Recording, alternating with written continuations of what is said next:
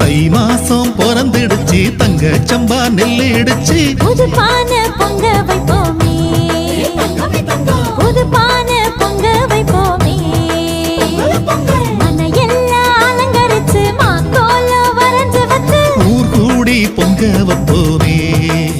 தமிழர் பண்பாடு சொல்லி வைப்போமே